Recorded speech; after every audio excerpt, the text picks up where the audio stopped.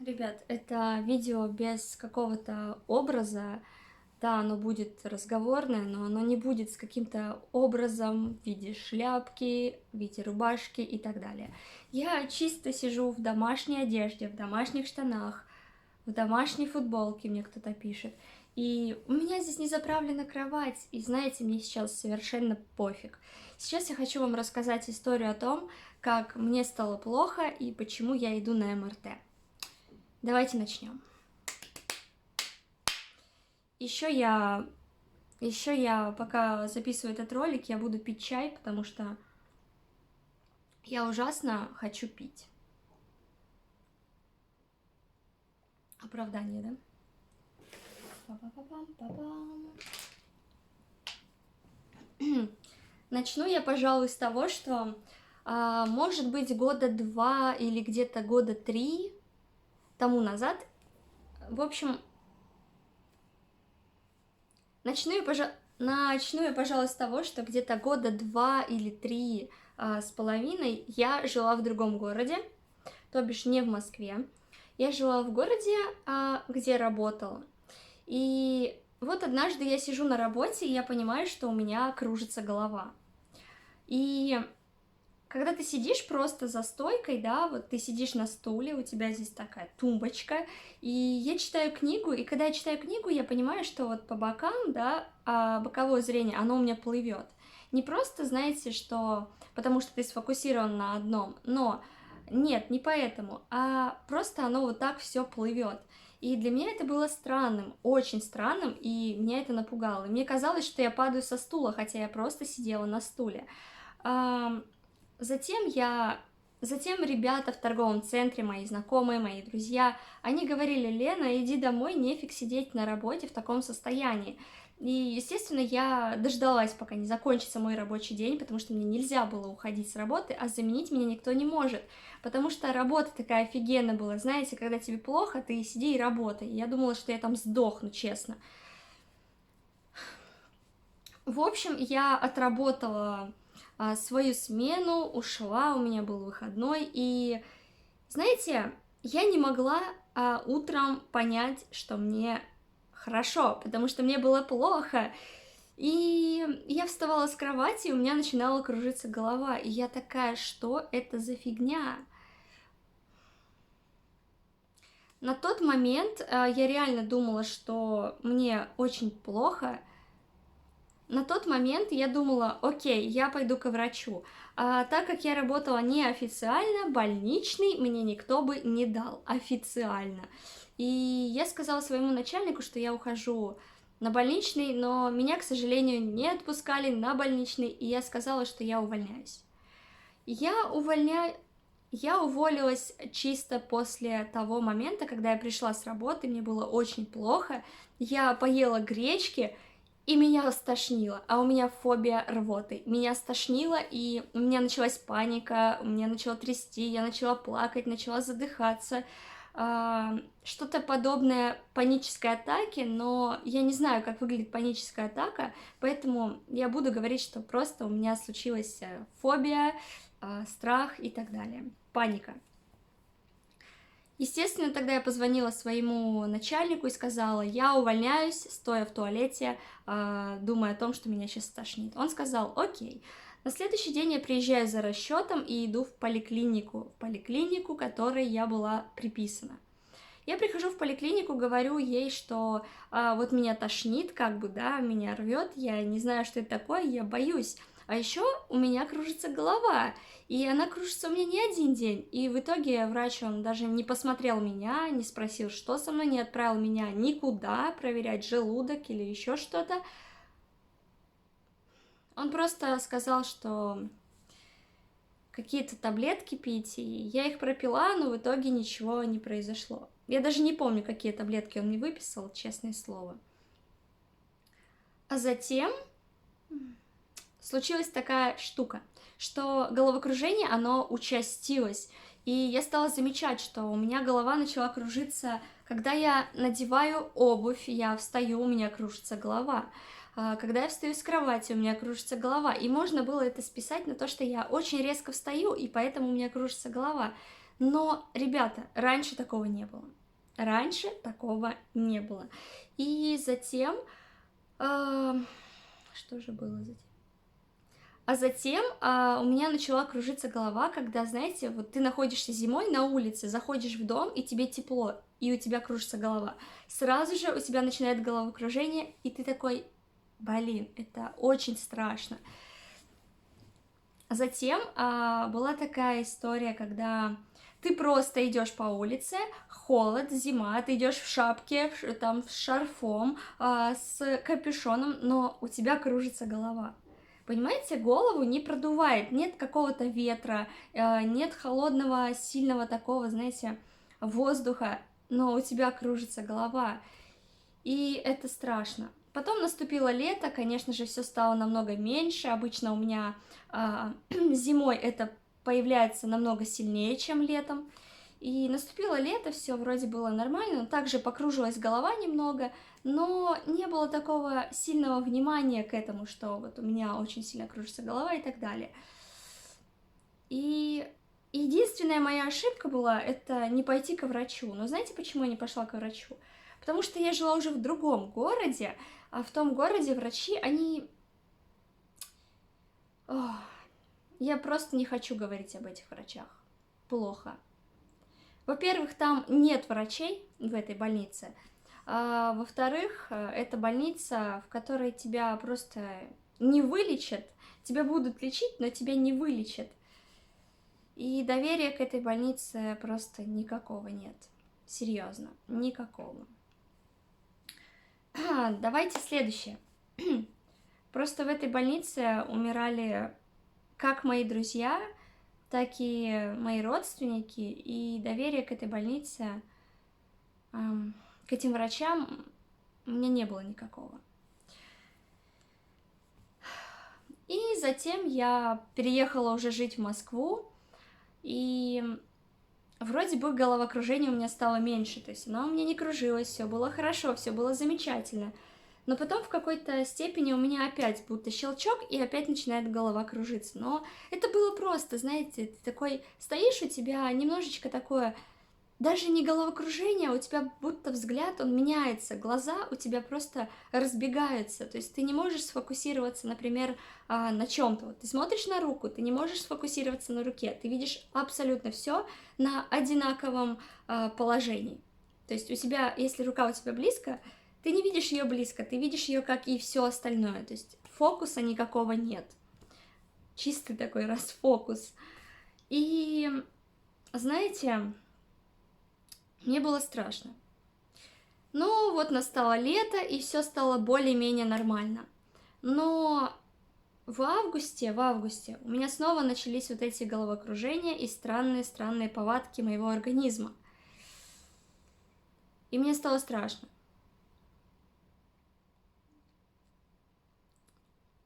Когда ты идешь по улице, и тебе кажется, что ты идешь, но при этом будто тебя шатает, но тебя не шатает. У тебя меняется походка, потому что тебе кажется, что тебя кружит. Я стала бояться ездить в метро, потому что когда я находилась в метро, там очень много народу, не в самом поезде, а в метро. Там очень много народу, и тебе нужно их вот так обходить, и когда у тебя такое состояние, тебе становится страшно. Я устроилась на работу, я работала, и я ездила на работу, а вечером с работы, когда я ехала домой, я думала, боже, я сейчас просто отключусь.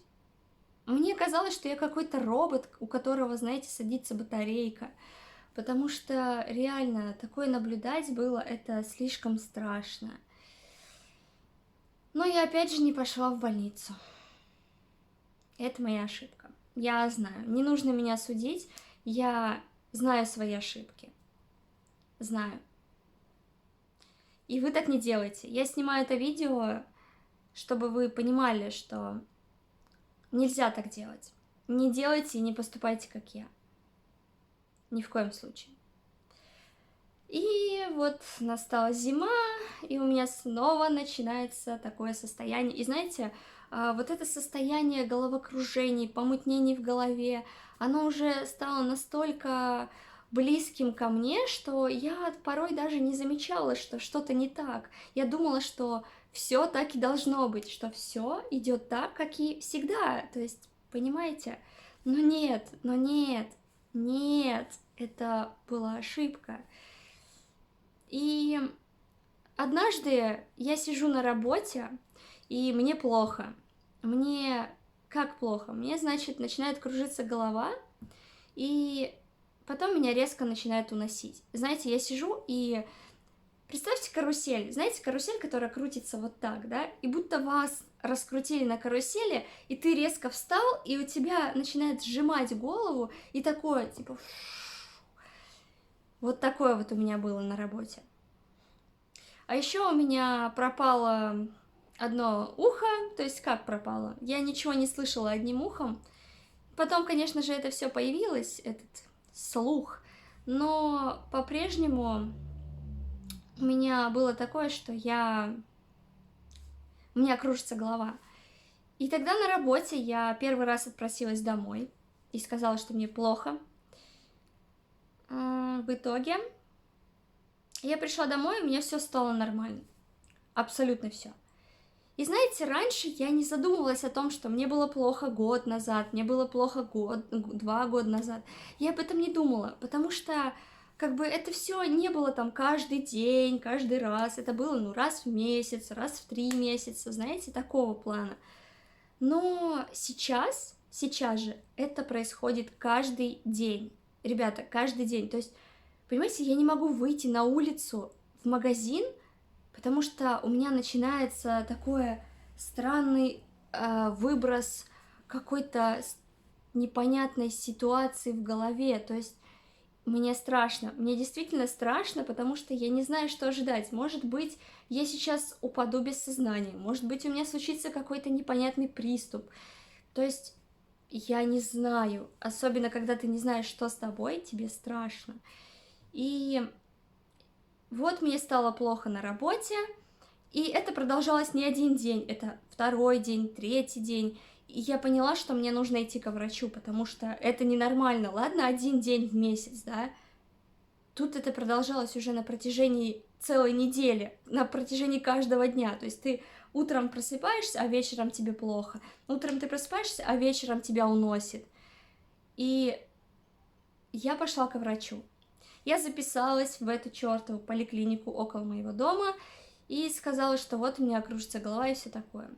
Врач сказал пропить мне таблетки. Не знаю, можно ли здесь называть название, но это таблетки для сосудов. Мне сказали, что у меня что-то с сосудами. Я такая, ну, если с сосудами, значит, не все так плохо.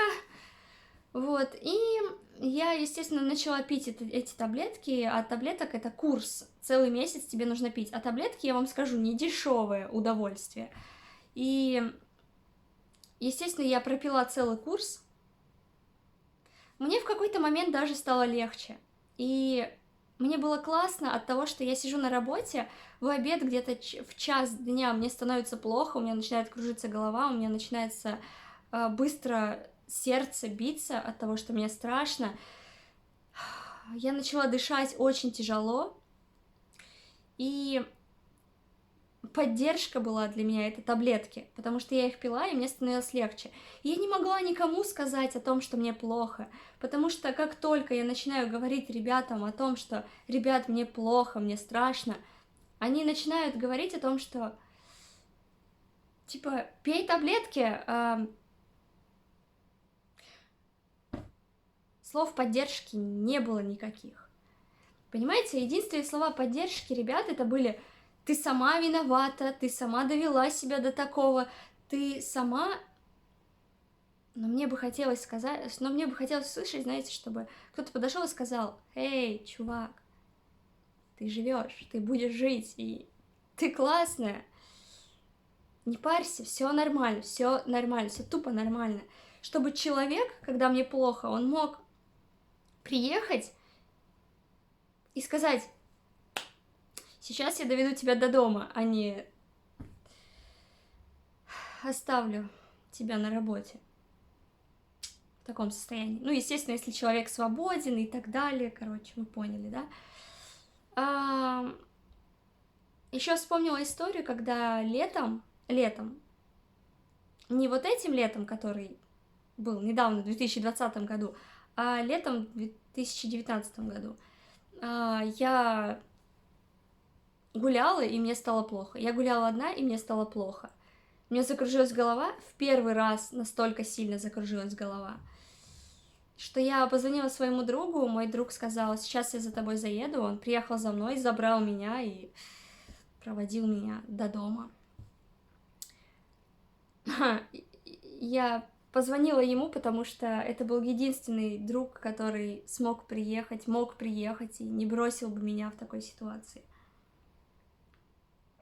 Я очень благодарна ему за это.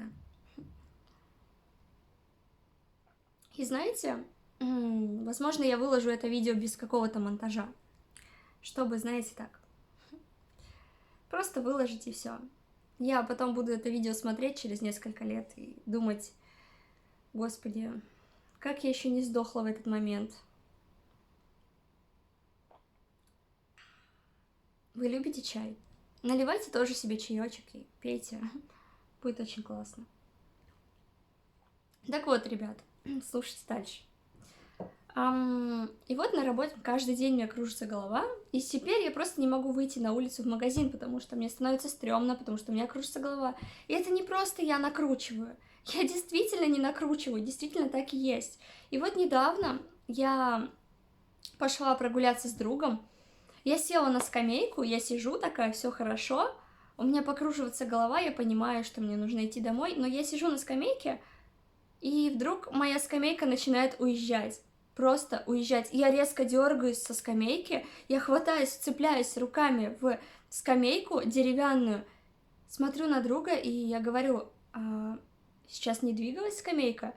Он говорит: нет, скамейка не двигалась, типа, все было нормально. И я такая: что? Типа, как просто настолько? Реально было вот, я реально отчетливо видела, как моя скамейка двигается. Я отчетливо понимала и чувствовала, как моя скамейка под моими ногами двигается. Но она стояла на месте. Это дернулась я от того, что у меня все поплыло в глазах. Это меня напугало еще сильнее. И чтобы вы понимали, теперь я не могу ездить в метро, потому что когда я еду в метро, я не просто стою такая и все классно, а у меня чувство, будто у меня все плывет. Это не головокружение, которое, знаете, вы стоите и у вас такое кружится все вокруг. Нет, это когда вы стоите и вы будто плывете на каком-то матрасе воздушном по морю. То есть волны, и у вас вот так вот вас колбасит. Вот такое же чувство. И еще такое же чувство, когда вот вас раскрутили на качели, на карусели, да, вы резко встали и такие: фу, типа, блин, капец, вот такое чувство. В автобусе я не могу ехать, и, знаете, я уже просто не могу стоять на месте. То есть, знаете, когда я стою на месте, я не стою вот так. Я покачиваюсь из стороны в сторону, ногами вот так вот делая. Знаете, для чего я так делаю? Для того, чтобы я понимала, что я так делаю, а не потому, что у меня кружится голова, чтобы мне не упасть, тупо не потерять координацию, тупо не потерять себя. То есть я могу тупо упасть, меня может подшатнуть. Поэтому я делаю вот так вот ногами, чтобы мне казалось, что это делаю я, а не в моей голове. Ребят, мне очень плохо. Ребят, мне плохо настолько, что вы даже не представляете, насколько. У меня есть видео на канале, которое было снято 2 года назад или 3 года назад, о том, как мне плохо. И если хотите, вы можете написать мне в комментариях, я, естественно, его открою. Я его открою, и вы все увидите о том, что я говорила раньше. Вы можете посмотреть мои старые ролики, когда я их открою, где я просто сижу, разговариваю с камерой, у меня резко начинает кружиться голова, и я такая: я сейчас упаду. То есть, ребята, я не шучу, это не шутки, это серьезно. И для меня это серьезно, и для меня это страшно. Раньше я этого не замечала. Раньше я думала, что это, знаете, закружилась голова, там давление поднялось, еще что-то, знаете. Но сейчас, думая и вспоминая о том, что это уже происходит на протяжении 2 лет, я понимаю, что это очень серьезно. Я понимаю, насколько это страшно. И завтра, 25 декабря 2020 год, я иду в лучшую больницу Москвы, в лучшую клинику Москвы, к лучшим врачам, как мне сказали, на МРТ. Ребят, у меня начинает кружиться голова, вот такое состояние, даже когда громкая музыка играет. Реально, я могу сидеть на кровати, слушать сраный ТикТок, и у меня, если громко закричит в ушах, у меня вот так вот все. Это серьезно так. Это я замечала буквально, 3 дня назад. Заметила. И вот я иду на МРТ, а чтобы вы понимали, я ужасно боюсь, во-первых, врачей, во-вторых, доверия к врачам, в-третьих, я боюсь что-то новое, да, вот, допустим, МРТ меня положат в капсулу, сколько я там лежать буду, не знаю, минут 20, нельзя будет шевелиться. И, знаете, МРТ это магнит, МРТ это шум, этот аппарат, он будет шуметь, шуметь, это будет громко. Я боюсь, что мне станет плохо в этот момент. Еще у меня есть немного клаустрофобии, страха, замкнутых пространств. Я понимаю, что я не полностью буду замкнута, а лишь наполовину, лишь где-то по ноги, но, ребят, серьезно, я не знаю, вы, наверное, думаете, типа, а что такого? Сходи в больницу, там, полечись, да, сходи, это твое лечение, это все классно, тебя проверят. Нечего бояться, но ребята, которые боятся зубного, поймут меня, потому что это то же самое, что бояться зубного, это то же самое, что бояться пауков, это то же самое бояться упасть с крыши, когда ты там стоишь. То же самое, как бояться утонуть, бояться сгореть, когда у тебя в доме пожар, бояться за близкого человека, когда у него что-то плохо со здоровьем, да? Это тот же самый страх, это паника. И я, конечно же, буду себя сдерживать, потому что, ребят, без этого никак. То есть, конечно же, я буду себя успокаивать, что я буду себя сдерживать, я не буду плакать, там, биться в панике, в паранойю, у меня там будет стучать сердце, я буду терять сознание. Нет, я буду держать себя в руках, я умничка, меня так учили. Но, понимаете, я не хочу обманывать сама себя. То есть, если у меня случится паника, то я, конечно же, успокою себя, но я по-прежнему боюсь идти к врачу. Я не то, что...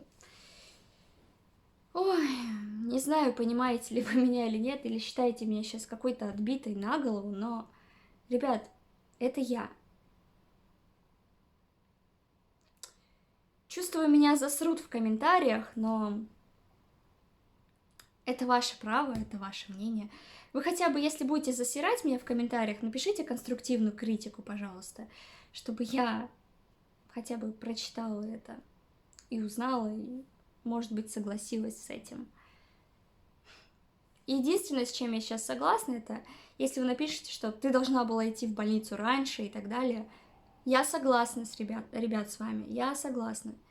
Я не говорю, я сделала ошибку, я это сознаю, я это признаю. Да, я сделала ошибку. Что покажет МРТ, я не знаю. Но я надеюсь, что все будет хорошо, все будет нормально, и что я смогу нормально работать, а не страдать от мучений. Серьезно, потому что я не хочу страдать, мне надоело, я устала, ребята. Вот единственное, реально, что я чувствую по вечерам, по ночам, когда я лежу и думаю, я тупо устала, я просто не могу. Если кто-то думает, что у меня низкий гемоглобин или еще что-то, или высокий, то, ребята, я сдавала анализы. У меня все нормально с кровью, у меня нормально все с гемоглобином, у меня нормально все с давлением и со всем этим. Понимаете? Меня бесплатной поликлинике врач не отправил на МРТ. Он думал, что у меня проблемы с сосудами. Я пропила таблетки, они мне не помогли. Ребят, бесплатная поликлиника не отправила меня на МРТ. Не отправила меня на УЗИ шеи. Знаете, я хочу сказать такую вещь, как берегите себя и свое здоровье. Потому что сейчас вы этого не замечаете, а через несколько лет вы подумаете об этом и заметите, естественно, что было не так и как к чему вы шли. На МРТ я боюсь увидеть какую-то страшную болячку, которыми болели мои друзья. Кто смотрел мои ролики или кто знает меня, то понимает, о чем я говорю.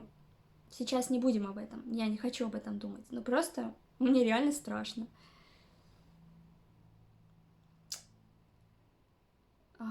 Ребят.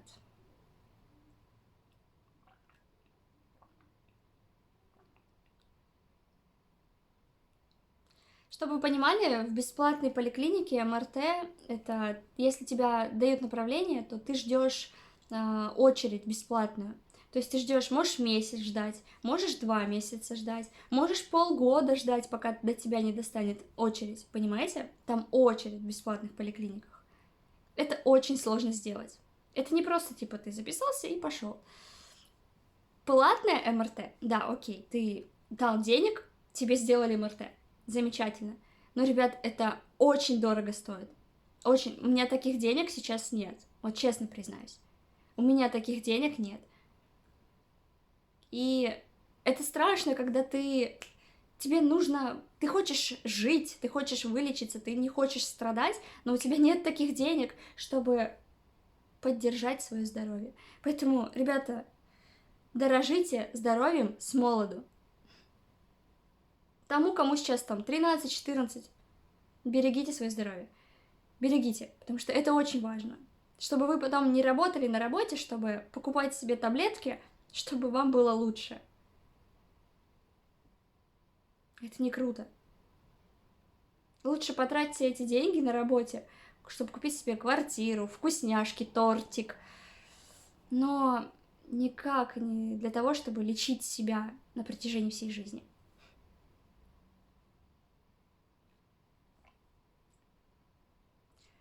Ну вот все, я на этом закончу, пожалуй.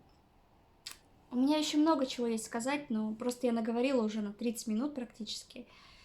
Всем спасибо за ролик, за то, что вы посмотрели настолько длинный ролик, кто его посмотрел. Если вы посмотрели его до конца, то напишите мне, пожалуйста, об этом.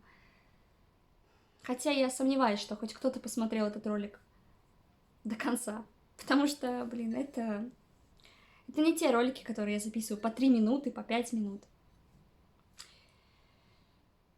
Но этот ролик по большей части я записываю для себя. Чтобы мне там через год, через 2 года, через 5 лет, чтобы я могла посмотреть на себя. На то, как я рассуждаю, на то, как я говорю, на то, что у меня происходило в жизни.